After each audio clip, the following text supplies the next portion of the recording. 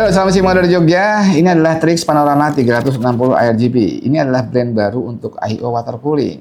Ya, saya baru tahu Juni kemarin lah ya, ada brand Trix untuk I/O di Computex 2024. Dan tiba-tiba aja sebagai produk baru, ini banyak menarik perhatian dan juga banyak diperbincangkan. Karena memang mereka memiliki sesuatu yang berbeda dari kebanyakan I/O yang ada di market sekarang.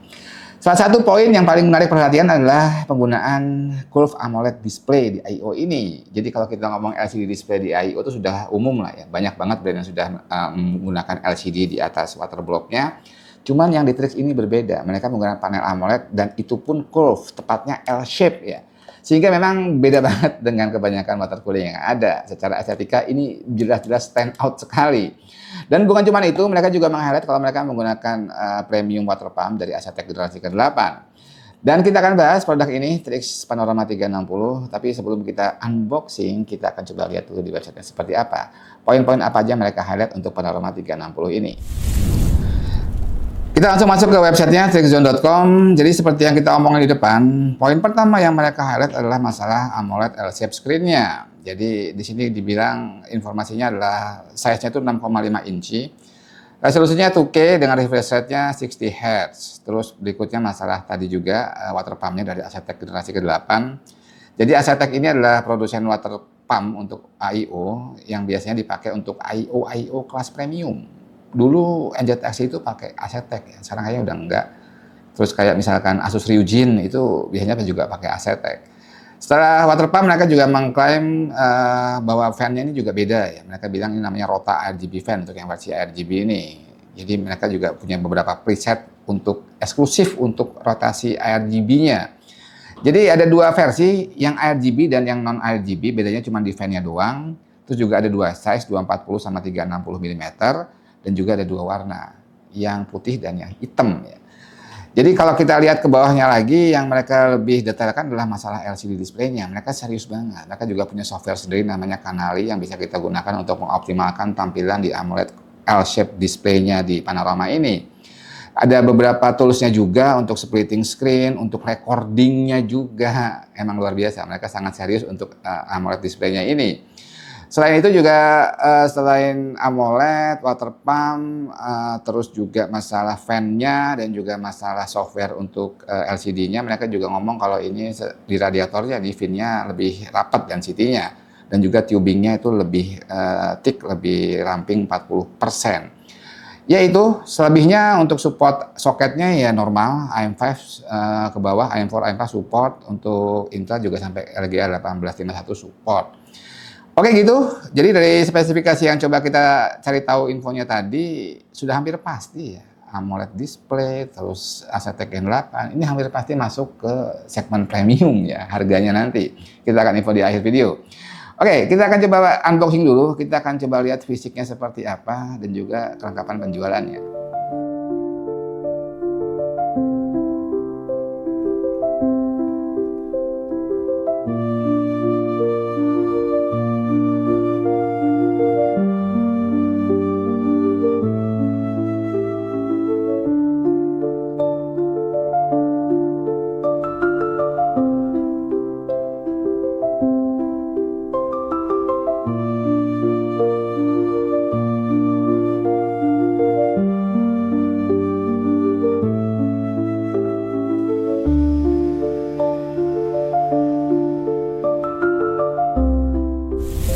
Dan ini adalah semua isi dari paket penjualannya.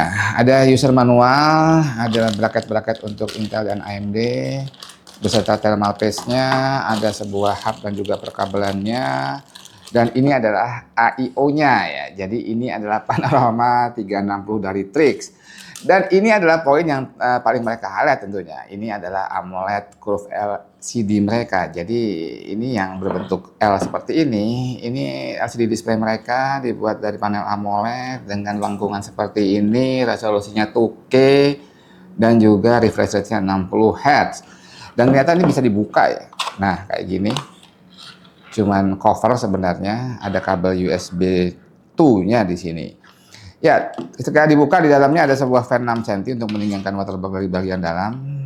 Terus untuk radiatornya seperti ini 360 dan ternyata sudah dipasang fan-nya dari sananya. Cukup menyenangkan, tidak merepotkan. Dan sudah ada AC chain juga, jadi antar fan-nya sudah dihubungkan oleh kabel dari sananya. Tinggal satu buah fan nanti harusnya masuk ke bagian hub di sini. Menarik, menarik. Oke, kita akan coba abis ini. Tentu yang pertama kita coba adalah performanya. Jadi walaupun seganteng apapun, ini tetap I/O water cooling yang fungsi esensialnya adalah untuk mendinginkan prosesor. Untuk itu kita akan menggunakan testbed yang sama dari beberapa tes pengujian I/O kita, sehingga nanti hasilnya bisa kita bandingkan dengan database kita. Yang selama ini kita catat paling dingin untuk 360 adalah Corsair Nautilus. Ya, kita akan coba apakah si Panorama 360 ARGB dari Trix ini bisa mengalahkan Nautilus dari Corsair. Ayo kita mulai.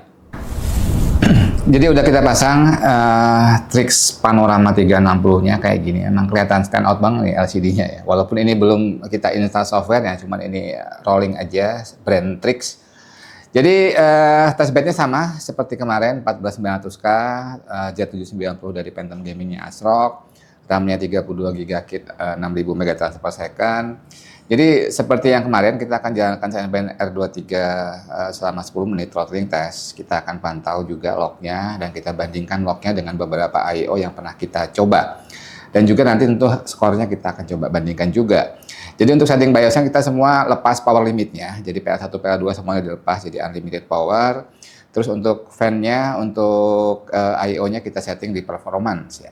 Habis ini kita akan coba jalanin Cinebench R23, kita lognya, kita rekam, kita bandingin, kira-kira hasilnya gimana. Yuk kita lihat. Sudah kita coba tes sederhana tadi, Cinebench R23 throttling test 10 menit, kita rekam lognya, dan kita juga sudah lihat hasilnya, dan ternyata cukup mengejutkan. Ya kita sering dulu ya masalah lognya ya, kita bandingkan dengan dua I/O yang terbaik yang kemarin pernah kita coba. Yang pertama Corsair Nautilus 360 dan juga NZXT Kraken Elite 360 mm. Terus kalau kita lihat yang pertama adalah CPU package powernya selama tes Cinebench tadi, kita bisa lihat kalau si Trix ini average CPU package powernya jauh di atas Corsair Nautilus. Jadi bisa beda sekitar 14 wattan ya. Ini adalah pertanda yang sangat baik sehingga si prosesor ini bisa nge-push CPU package power sampai di atas 325 ya rata-ratanya. Kalau sustainnya sih kalau saya pantau tadi sekitar 340 watt loh ini selama 10 menit ya, kurang lebihnya naik turun segitulah. Jadi ini termasuk yang paling tinggi yang pernah saya lihat untuk sebuah I/O 360 mm. Oke, selanjutnya kita coba lihat clock-nya ya. Kalau dari clock-nya juga kelihatan, ini average clock-nya. Jadi ini gabungan juga antara rata-rata antara yang E-core dan juga yang P-core. Ini di atas 5 GHz ya. Di atas 5 GHz di 5080 MHz. Ini masih terpaut sekitar 80 MHz dibandingkan Nautilus. Dan kalau kita lihat di P-core-nya juga ini tinggi banget ini, sekitar 5,5 ya, 5488 MHz ininya rata-ratanya. Karena ini memang ada beberapa kali looping jadi naik turun, ini rata-rata ya, tapi sustainnya itu tetap di angka sekitar 5,6 5,7 GHz ya. Dan terakhir kita coba lihat suhunya. Jadi dengan kemampuan pendinginannya dia memang kelihatan lebih dingin, beda sekitar 1-2 derajat dibandingkan kompetitornya. Ini yang menyebabkan sistemnya ini nge-push power package yang lebih tinggi, CPU package power lebih tinggi karena memang suhunya lebih dingin, dan akhirnya menghasilkan clock yang lebih tinggi juga. Nah, gimana skornya? Dan terbukti di skor akhirnya, ini juga saya belum pernah ini menemukan skor Cinebench R23 throttling test 10 menit ya. Kalau yang single loop sih sering ya. Ini di atas 41.000. Jadi si Trix ini bisa mencetak skor 41.371 poin. Ini jauh di atas kompetitor lain ya yang masih ada di bawah 41.000. Memang ini secara teori tadi sudah kita lihat juga di lognya karena lebih dingin. Jadi dia bisa nge-push CPU power lebih tinggi dan juga menghasilkan clock yang lebih tinggi dan akhirnya di-result dengan hasil skor yang lebih tinggi dibandingkan kompetitornya. Ya, jadi untuk sekarang ini secara signifikan bisa mengalahkan beberapa I/O terbaik yang pernah kita coba. Good job, Trix Panorama 360. Ya, sudah kita lihat hasilnya dan ini menjadi I/O 360 mm terdingin paling enggak yang pernah saya coba. Mengalahkan beberapa I/O premium yang sebelumnya saya pernah coba dengan margin yang cukup signifikan sih. Kalau dari skornya beda sekitar 500 poinan di R23 ya. Di atas 41.000 loh ya. Untuk 10 menit ya, bukan single loop.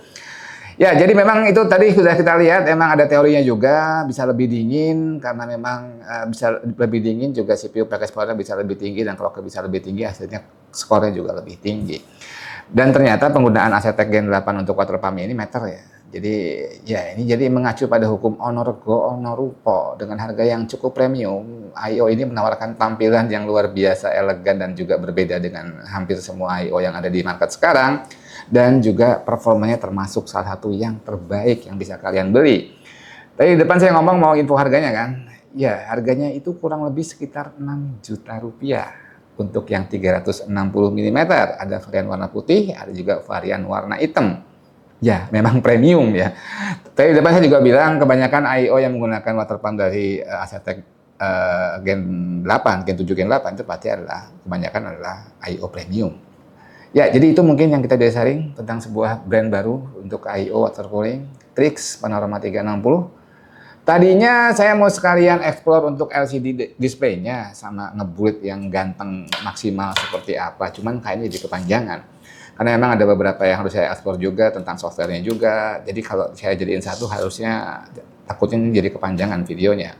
Jadi saya janji nanti akan saya coba buat satu video terpisah untuk fitur-fiturnya dan juga tampilannya si Trix Panorama 360 ini. Kita akan buat seganteng mungkin, sekeren mungkin, sekaligus kita coba sharing sama kalian tentang softwarenya mereka. Kanali. Mereka juga punya software sendiri kan, tadi saya bilang seperti itu. Oke, gitu aja. Yang singkat ini moga-moga menginspirasi dan juga memberikan info yang berguna dan juga semoga bermanfaat. Sampai jumpa di video berikutnya. Salam istimewa dari Jogja.